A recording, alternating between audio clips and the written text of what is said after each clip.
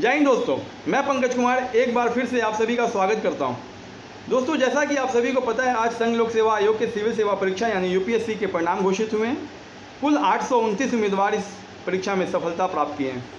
उन तमाम 829 उम्मीदवारों को मैं हार्दिक बधाइयाँ और उनके सुंदर भविष्य की कामना करता हूँ।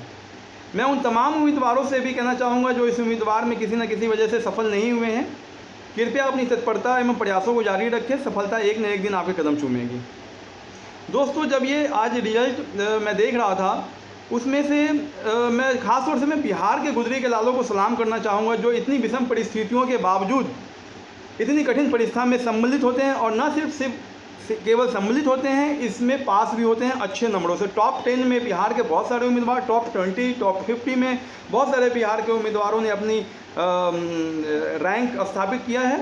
उन सारे उम्मीदवारों को बहुत बहुत सलाम और शुभकामनाएं। दोस्तों, मैं यहाँ पे मुख्य बिंदु पे आपका ध्यान आकर्षित करना चाहूँगा। उसमें क्या है कि बिहार में जो परिस्थितियाँ हैं, जिस तरीके से बिहार में वहाँ पे आर्थिक चैलेंज है हर परिवार, और ख़ास तौर से ये वो कैंडिडेट हैं जो एक मध्यम वर्गीय और निम्न वर्गीय परिवार से बिलोंग करते हैं। दो केस मैं आपसे बताना चाहूँगा। एक है मधुबनी ज़िला, बिहार का एक मधुबनी ज़िला है, वहाँ के मुकुंद जी हैं, जिनके फादर सुधा डेयरी के विक्रेता हैं। जैसे दिल्ली में अगर हम बात करें तो मदर डेयरी है यहाँ पे, वहाँ पे बिहार में हमारे यहाँ सुधा डेयरी है, उनके विक्रेता हैं उनके पिताजी। आप इसे आकलन लगा सकते हैं कि वो किस आर्थिक पृष्ठभूमि से आ रहे हैं। बावजूद इसके उन्होंने बहुत अच्छे रैंक से यूपीएससी का ये एग्ज़ाम सक्सेसफुल कंप्लीट किया है। दूसरा जो है वो समस्तीपुर के राहुल मिश्रा जी हैं, जो एक आईआईटीएन भी हैं। आप समझ सकते हैं, आईआईटी में 4 साल का उन्होंने इंजीनियरिंग की डिग्री करी। आईआईटी के उस डिग्री के हिसाब से उन्होंने एक मल्टीनेशनल कंपनी ज्वाइन किया, 6 महीना जॉब किया, वहाँ से वो जॉब से रेजिग्नेशन दे के यूपीएससी के ऊपर फोकस किया और आज वो एक सक्सेसफुली यूपीएससी को क्रैक किया है। तो मैं उन तमाम बिहार और बिहार के दूसरे बिहार के अलावा जो दूसरे राज्य के कैंडिडेट हैं, उन तमाम उम्मीदवारों को बहुत बहुत बधाई। दोस्तों, मैं वापस से आता हूँ सुशांत सिंह राजपूत के केस में। अभी का जो फ़िलहाल का जो लेटेस्ट न्यूज़ है वो ये आ रहा था कि बिहार सरकार ने सीबीआई इंक्वायरी के लिए केस फाइल अपनी पिटीशन को फाइल किया है और उसका नोटिफिकेशंस बहुत सारे नेशनल न्यूज़ चैनल पे दिखाया गया है। लेकिन दोस्तों, जो मैं आपका ध्यान आकर्षित करना चाहूँगा कुछ मुख्य बिंदुओं पे, जो ना कि कोई मीडिया हाउसेज, ना कोई प्रिंट मीडिया, इलेक्ट्रॉनिक मीडिया बताना चाह रही है, ना ही बता रही है, या फिर ये इसको एसेस नहीं कर पा रहे हैं हम लोग। पहला पॉइंट क्या है कि दोस्तों, महाराष्ट्र में जो वहाँ पे अप्रवासी हैं महाराष्ट्र के अंदर, जो चाहे वो बिहार के हों, उत्तर प्रदेश के हों, सिक्किम, मेघालय, नागालैंड, तमिलनाडु, केरला, कहीं के भी हों, वो उनके लिए आज एक बड़ा ही असंतोषजनक, डर, निराशा का माहौल बना हुआ है। जिस तरीके का रवैया वहाँ पे महाराष्ट्र सरकार और मुंबई पुलिस का है, उसको देखते हुए वहाँ पे अप्रवासियों का रहना और उनके साथ कल को अगर खुदा ना खास्ता कोई केस हो जाता है तो उस परिस्थिति से कैसे वो बाहर आएंगे, ये बहुत बड़ा सवाल है। तो ये बहुत ही बड़ा चिंता का विषय है। इसके ऊपर महाराष्ट्र के जो पूर्व मुख्यमंत्री हैं देवेंद्र फडणवीस जी, उनकी पत्नी अमृता फडणवीस जी का 29 जुलाई को ट्विटर पे बयान आया था। उन्होंने स्पष्ट रूप से कहा था, Mumbai is no more safe to live. अब आप समझ जाइए कि जो वो खुद एक मराठी हैं, मराठी फैमिली है उनकी, इतने बड़े महाराष्ट्र के पूर्व चीफ मिनिस्टर के परिवार से बिलोंग करती हैं, अगर उनका ये कहना है तो आम जनमानस का क्या होगा। दूसरी बात, लोगों को और हम सभी को पता है, मुंबई पुलिस अभी तक हमें यही पता था, यही हमारे पास एक प्रतिबिंब बना करती थी मुंबई पुलिस के लिए कि वो मुंबई पुलिस बहुत फास्ट है, सारे केसेस को बहुत जल्दी से सॉल्व कर लेती है। दोस्तों, आज सुशांत सिंह राजपूत के केस में ये साबित हो गया है। उनके मृत्यु के 10 मिनट के बाद ही मुंबई पुलिस ने कह दिया, बिना किसी जांच पड़ताल, बिना किसी पोस्टमार्टम के, कि उन्होंने सुसाइड करा है। ये कितनी बड़ी हास्यास्पद बात है। बिना कोई जांच, बिना एफआईआर, अभी तक उन्होंने 45 दिन, 60 दिन, 50 दिन होने को आ गया उनकी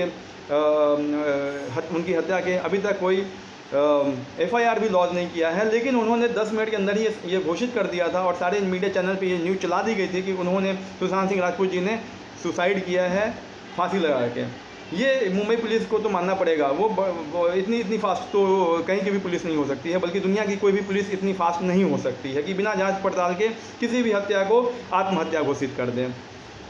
दूसरी बात कि मुंबई में CBI इंक्वायरी को लेके इवन ये आज देश की आवाज़ बन चुकी है। मुंबई पुलिस और महाराष्ट्र गवर्नमेंट एक तरफ है, पूरी देश की जनता, पूरी देश की राज्य, चाहे वो नॉर्थ से लेके वेस्ट तक की बात हो, चाहे वो ईस्ट की बात हो, कोलकाता से लेके हर राज्य के लोग, हर राज्य के और हर तबके के लोग, चाहे वो राजनीतिक पृष्ठभूमि से आते हों, चाहे वो आम जनमानस हो, हर लोगों की आज की यही डिमांड है, यही आवाज़ है कि इसकी CBI इंक्वायरी होनी चाहिए।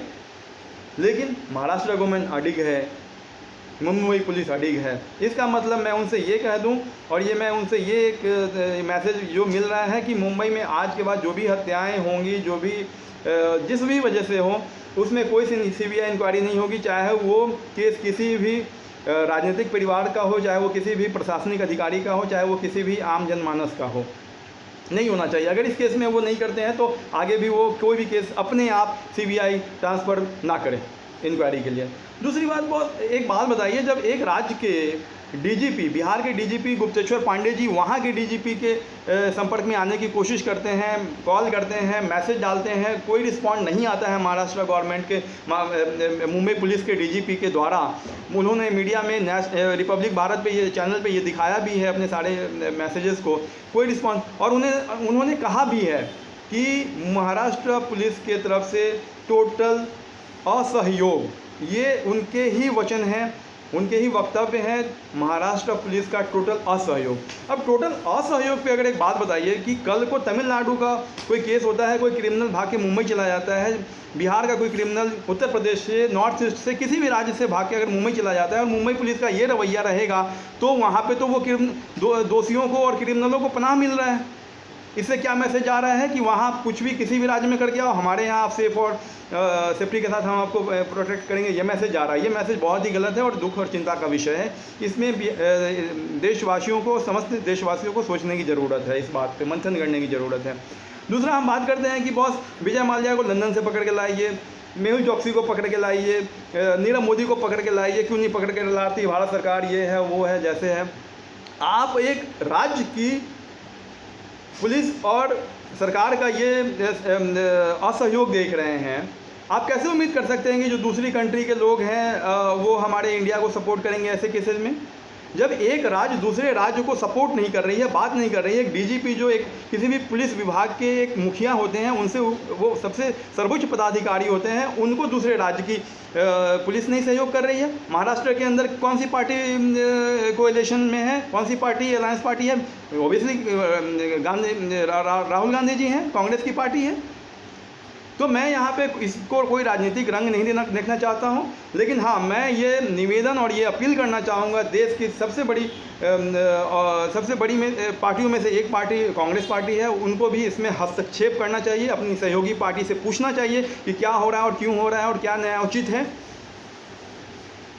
तो कहीं ना कहीं ऐसी तमाम चीज़ों पे हम लोगों को सोचने की ज़रूरत है और क्यों हो रहा है। मैं कहता हूँ बॉस, दोस्तों, कि सुशांत सिंह राजपूत किसी के बेटे थे, मैं भी किसी का बेटा हूँ, आप भी किसी के बेटे हैं। किसी के बेटे की हत्या हुई है और ये श्योर है कि किसी के बेटे ने ही ये हत्या करी है।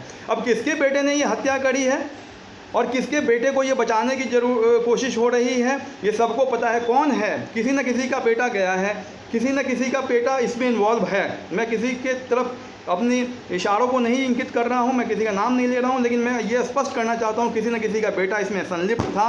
किसका बेटा था, किसके बेटे को बचाने की ज़रूरत है, हो रही है। दोस्तों, मेरी आवाज़ को संबल करने के लिए, मेरी आवाज़ को बुलंद करने के लिए जो बहुत ज़रूरी है, आप मेरे इस वीडियो को फॉरवर्ड करें, कमेंट करें, लाइक करें। आपको ये मेरे विचार अच्छे लगे, नहीं अच्छे लगे, आप कमेंट में सेक्शन में जाकर ज़रूर बताएं। मेरी पुरानी वीडियो का इस विषय पे भी वीडियो मैंने बनाया था, उसको भी देख सकते हैं आप। और मैं ये दो टूक सवाल महाराष्ट्र पुलिस और महाराष्ट्र सरकार से भी कर रहा हूँ। सो दोस्तों, मेरा निवेदन है, इस वीडियो को ज़्यादा से ज़्यादा लाइक, कमेंट और शेयर करें। धन्यवाद।